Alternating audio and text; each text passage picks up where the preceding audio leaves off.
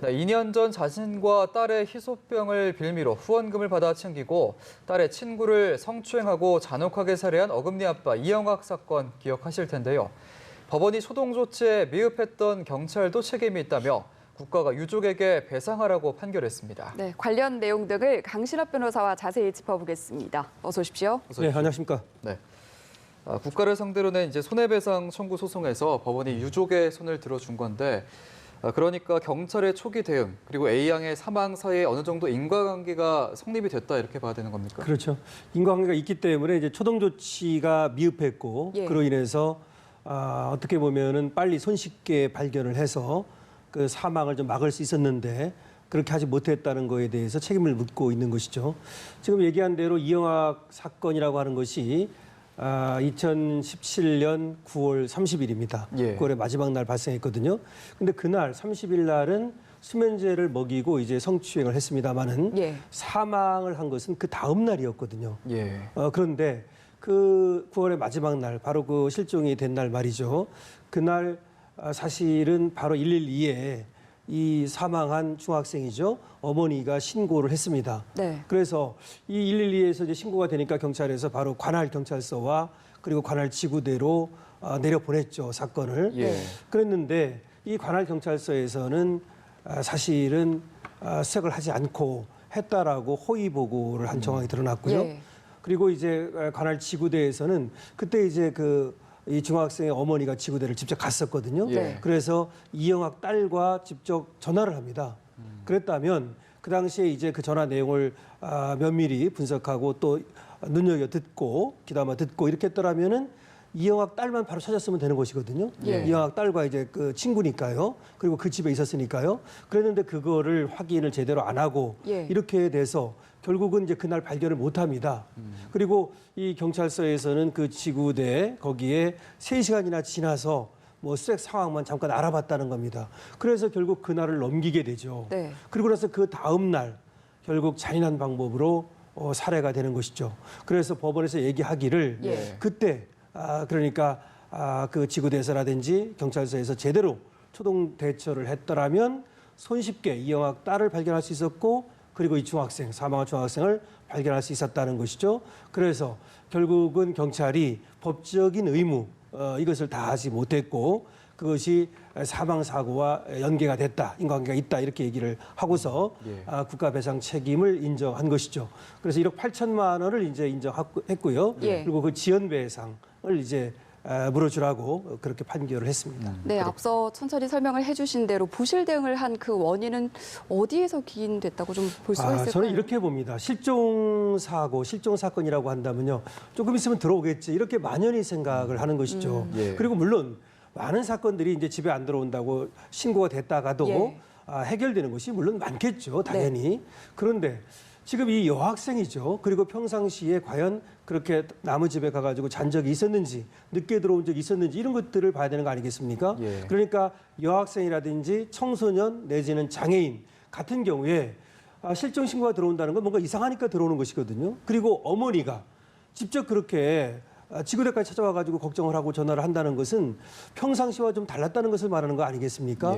그래서 그냥 만연하게 타성에 젖어서 관성에 젖어서 또 뭐 해결되겠지 집에 들어오겠지 이렇게 한 것이 문제라고 봅니다. 즉 초동조치 매뉴얼이라든지 초동조치 시스템 이런 것들이 잘못돼 있었다는 것이고 그리고 이런 어떤 실종 신고가 들어왔을 때 그것이 강력 사건과 연계될 가능성을 너무 적게 보고 쉽게 말해서 3시간 동안 아까 그 경찰서에서는 다른 일을 하면서도 그 사건을 미뤄뒀던 거거든요. 그리고 3시간이 지나서야 관할 지구대에다가 수색이 어떻게 됐냐 이렇게 그냥 형식상으로 알아봤다는 거 아니겠습니까? 그래서 우리나라도 이제 그 선진국과 마찬가지로 말이죠. 이런 실종 신고가 들어왔을 때는 가족 그리고 친구들 그리고 경찰들 이렇게 모두 찾아 나서서 바로 그날 해결이 되지 않으면 이걸 사건으로 강력 사건으로 내지는 사건으로 보고서 수사에 들어가야 됩니다. 그렇다면 왜냐하면 이것이 특히 아까 말했지만 장애인이라든지 내지는 노인이라든지 뭐 치매인원이라든지 또 여학생이라든지 이렇게 집에 안 들어왔을 경우는 또 하루가 넘으면 말이죠. 이 실종 사건 같은 경우는 3일이 넘으면 사실은 거의 해결이 안 된다라고 하는 얘기가 있거든요. 그리고 하루만 넘어도 상당히 위험한 거 아니겠습니까? 그래서 어디에 있는지를 확인해야 된다. 예. 이것을 이제 얘기하고 싶고요. 어쨌든 이 실종 사건에 대한 우리 경찰이라든지 우리 또 공무원이라든지 또 국가가 여기에 대응하는 자세 이런 것들이 확실하게 좀 확립이 돼야 되고 시스템과 매뉴얼을 갖춰야 된다. 이런 것을 이제 알게 되는 것이죠. 네, 시스템에 대한 고민이 좀 필요해 네. 보이고요. 사실 이번 사례뿐만이 아니라 2007년 인혁당 사건을 시작으로 세월호 참사 그리고 이태원 살인 사건까지 국가도 피해 책임을 인정한 사례들이 있었는데 이렇게 국가 책임을 인정한 사건들이 이어지면서 이런 흐름을 좀 추세라고 받아들여도 되는 것이냐 이런 그렇죠. 얘기들도 아무래도 나오거든요. 이제 인혁당 사건 같은 경우는 최초의 사법살인이라고 불리어지는 사건이고요. 예. 우리가 알듯이 뭐 세월호 사건이라든지 이런 사건들도 모두 이제 국가의 책임을 민사상으로 인정한 그런 사건이라고 하겠는데요. 예. 과거에는 말이죠. 국가 무과실주의라고 그래가지고요. 국가의 책임을 좀처럼 인정하지 않으려 했어요. 그러니까 국가는 과실이 없다. 이런 주의죠. 원래 이제 국가배상 책임이라고 하는 것은 국가가 어떤 이제 공무원이 물론 이제 국가를 대신해서 일을 하지 않습니까? 예. 근데 공무원들이 고의 중과실이 있을 때 국가가 책임을 진다라고 하는 것인데요. 헌법 제29조에도 나와 있고요. 그리고 국가배상법이라고 하는 것이 만들어져 있습니다. 예. 그런데 이제 고의가 있어야 된다. 내지는 중과실이 있어야 된다. 이러다 보니까 예.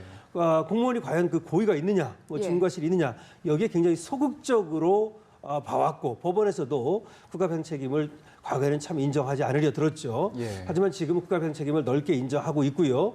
그리고 이제 과연 고의라고 하는 것, 또 중과실이라고 하는 것도 공무원이 이제 중과실이라고 하는 것은 경과실이라고 하는 것과 구별이 되는 거거든요. 예. 그러니까 조그만 과실은 그러니까 인정하지 않겠다, 뭐 이런 얘기입니다. 근데 아까 이영학 사건 같은 거 봐도 말이죠. 어떻게 보면은 그것을 뭐 경과실 아니냐 또 이렇게 넘어가 버릴 수도 있는 거 아니겠습니까? 네. 하지만 그거 같이 국가가 경찰이 직접적으로 나서지 않았다는 거, 초동 조치를 미흡했다는 거, 이것도 이제 중과실로 보고 있는 거죠. 예. 그래서 앞으로는 이제 이런 추세가 계속해서 늘어날 것으로 보고요. 당연히 그래야 된다고 봅니다. 왜냐하면 국가의 제1차적인 의무는 국민의 생명과 자유 그리고 재산을 지키는 것이거든요. 예. 그런데 지금 아까 살릴 수 있었던 여중생을 살리지 못했지 않습니까? 그것은 예. 국민이 어떤 생명을 제대로 예. 지키지 못했다는 것이고 물론 자유도 그렇고 그리고 재산도 그렇습니다.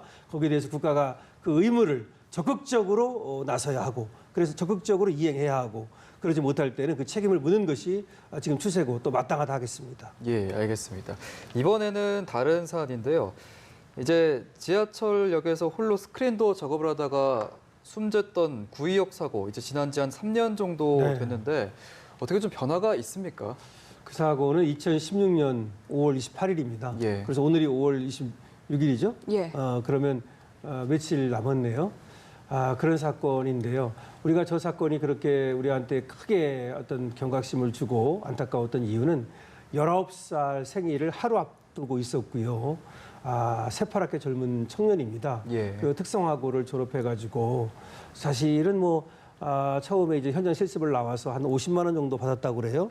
그리고 나서 이제 또 이제 정규직은 아니고 비정규직으로 예. 은성 PSD라고 하는 서울 메트로 회사의 자회사 하청업체, 자회사가 아니라 정확히 말하면 하청업체입니다. 여기에 이제 근무를 하고 있었던 것이고 그 당시 사망 당시에도 한 140만 원 정도 됐다고 그래요. 어쨌든 그런데 당시에 이제 문제는 뭐였냐면은 굉장히 그 살인적인 업무 스케줄이죠. 예. 그래서 결국 막 뛰어다니는 거예요. 몇 사람이 그러니까 여기저기 고치러 다니고 예. 스크린을 이제 고장이 나면 전동 스크린 아닙니까? 그랬는데 혼자 가가지고 이제 고치다가 네. 차량이 이제 전동차가 출발하는 전동차에 치여서 사망한 사건입니다. 이런 사고인데 당시 이제 가방이 하나 있었는데 거기에 그 뜯지 못한 컵라면하고 예. 그리고 또 젓가락이 들어 있었고 그래서 그 고단한 일상을 이제 우리에게 확인시켰던 사건이죠. 그래서 어쨌든 이제 3년이 됐는데요. 이 3년이 되면서 많은 것들이 좀 바뀌긴 했습니다만은 예. 아직도 그 위험의 외주화라고 하는 거 아니겠습니까? 네. 그리고 하청업체의 그 열악한 현실 이런 것들을 말해주는 것인데요. 저게 이제 서울 메트로라고 하는 곳인데 당시 특히 문제가 됐던 곳은 뭐냐면 저 지금 하청업체라고 얘기했잖아요. 네. 위험을 외주화시킨 겁니다. 예, 예. 그런데 그 하청업체에 서울 메트로에서 낙하산으로 수많은 사람들이 와 있었고 그 사람들은 그럼에도 불구하고 고액의 월급을 받으면서도 말이죠. 그렇게 그 위험한 일을 하지 않는 데 비해서 이렇게 특성화고를 졸업한 고등학교를 바로 졸업한 예. 이런 사람들이 와가지고 이렇게 위험한 일 이런 거 고단한 일 이런 것들을 살인적으로 그것을 수행하다가 사망했다는 점, 이것이 이제 크게 문제가 됐고 거기에 대해서 이제 여러 가지 각성이 있었던 겁니다. 네, 안타까운 희생이 사회에 던진 그런 과제를 어떻게 풀어야 할지 계속해서 고민이 좀 필요해 보이는데 정부도 위험의 외주화를 근절하겠다면서 지난달에 산안법 시행령, 시행규칙 개정안 입법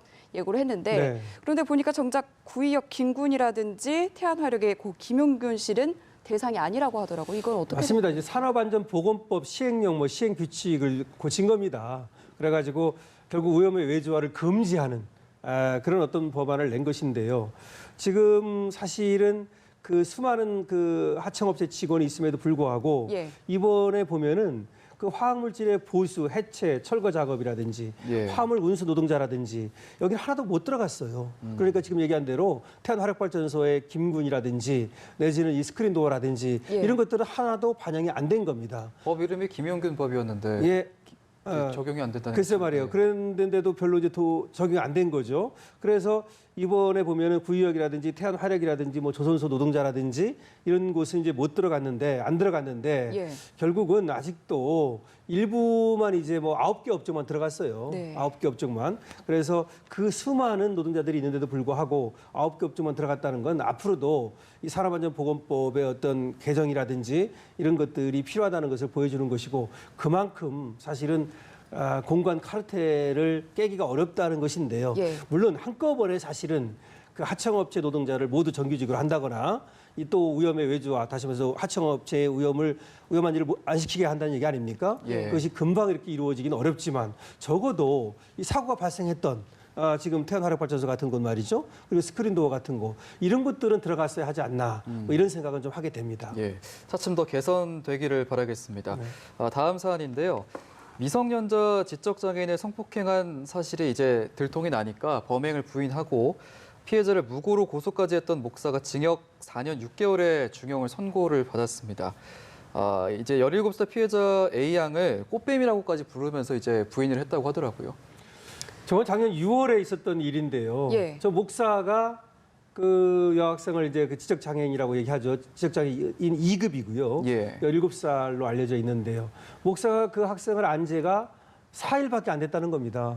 그런데 자기 집으로 불러가지고 그렇게 이제 성폭행을 했다는 거죠. 그런데 성폭행을 한 것뿐만 아니라 또 이제 재판 과정에서 말이죠. 계속해서 어떤 무고를 하고 있다. 자신은 이제 그런 일이 없었는데도 불구하고 오히려 꽃뱀이다. 지금 얘기한 것처럼 이렇게 얘기하면서 계속해서 또 무고로 고소까지 하고 이래서 상당히 어떻게 보면 재질이 나쁘다는 것인데요. 이번에는 공판 검사가 큰 역할을 했어요. 그러니까 이제 공판 과정에서 어떤 걸 밝혀냈냐면 그 지적장애인이죠. 휴대폰을 이제 포렌식을 해가지고 지워졌던 걸 밝혀냈거든요. 거기에 보니까 사실은 저 목사가 얘기하기를 그 학생이 먼저 자기를 그러니까 유인했다, 유혹했다라고 얘기를 하고 자기가 그런 것이 아니다 이렇게 얘기를 했는데 거기에 보니까 저 목사가 이 학생 지적장애인으로 하여금 어떻게 오라고 지하철을 오는 방법을 자세하게 알려주는 것이 들어있었고요. 그다음에 목사가 얘기했던 어떤 통화 내역이라든가 목사가 주장했던 거, 그다음에 통화 자료, 문자 이런 것들은 들어있지 않았어요. 그래가지고 이제 그 점을 이제 밝혀내가지고 결국 목사가 이 지적장애인을 갖다가 유인해가지고 자기 집으로 말이죠. 이렇게 성폭행을 했다는 것을 이제 밝혀내게 된 것이죠. 그래가지고 결국은 이제 이것이 성폭력 특례법이 되거든요. 이렇게 장애인에 대해서 의력에 의해서 또는 위계에 의해서 간음을 하면 말이죠. 이것은 5년 이상의 중형이 나오는 그런 범죄입니다. 그래서 재판부에서도 4년 6개월을 선고했거든요. 4년 6개월은 상당히 그래도 중형이라고 볼 수 있겠는데요. 그 이유가 이제 반성을 안 하고 오히려 이제 무고까지 하고 이런 점을 얘기를 했습니다. 그랬는데 오히려 이제 검찰에서는 저 선고가 나오고 나서도 오히려 너무 가볍다. 형량이 가볍다. 이 형량이 너무 가볍다. 5년 이상의 징역까지 법정형은 가능하니까요. 그렇게 얘기를 하면서 물론 이제 아마 법정형뿐만이 아니고 이 목사가 보인 행태 이런 것들이 굉장히 문제가 있다고 본 것 같습니다. 그래서 즉각적으로 항소를 한 그런 사건입니다. 항소심 재판부는 어떻게 판단을 할지 좀 주목해 보도록 하겠습니다. 오늘 말씀 여기서 정리하겠습니다. 고맙습니다. 네, 고맙습니다.